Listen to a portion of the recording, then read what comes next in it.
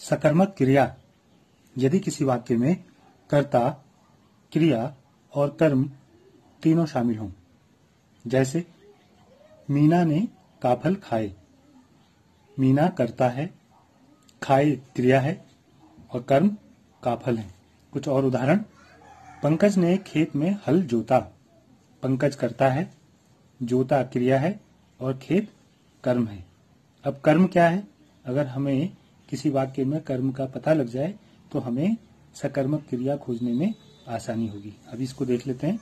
उदाहरण, किस्नू ने खेत में बीज बोए। यहाँ बीज बोना क्रिया है, पर इस क्रिया का असर खेत पर पड़ा तो खेत यहाँ पर कर्म हुआ। दूसरा उदाहरण देखते हैं। राधा पेड़ से फल तोड़ती है। अब यहाँ पे कर्म पेड़ है। कैसे? आप विचार कीजिए। तो दोनों उदाहरण देख लेते हैं कि यहाँ पर हमने कहा खेत कर्म है, तो खेत कर्म कैसे हुआ? क्योंकि खेत की स्थिति में बीज के बोने से बदलाव हुआ, तो ये जो बदलाव है इसे हम कर्म कहते हैं। जैसे राधा पेड़ से फल तोड़ती है तो हमने कहा पेड़ कर्म है। क्यों? क्योंकि पेड़ में लगे हुए फलों को तोड़ने से आपने उसकी स्थिति में परिवर्तन कर दिया। तो जो जरूरी बातें हैं वो एक जरूरी बात यह है कि वाक्य में कर्ता, क्रिया और कर्म तीनों होते हैं। और दूसरा महत्वपूर्ण जो हिस्सा है वो ये है कि वाक्य में कर्ता द्वारा किए गए काम से कोई दूसरा प्रभावित जरूर हो।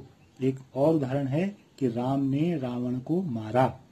तो आपने जो है रावण क्या है? यहाँ पर कर्म है, क्योंकि उसकी स्थिति में बदलाव हो गया है। वो जीवित व्यक्ति था लेकिन मारे जाने पर वह अब मर चुका है।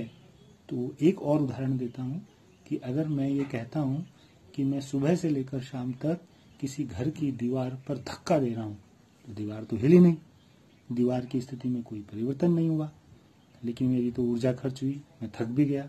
तो मैं ये नहीं कह सकता कि मैंने कोई कर्म किया। दीवार पे कोई कर्म हुआ। क्यों? क्योंकि उसकी स्थिति में कोई बदलाव नहीं हुआ।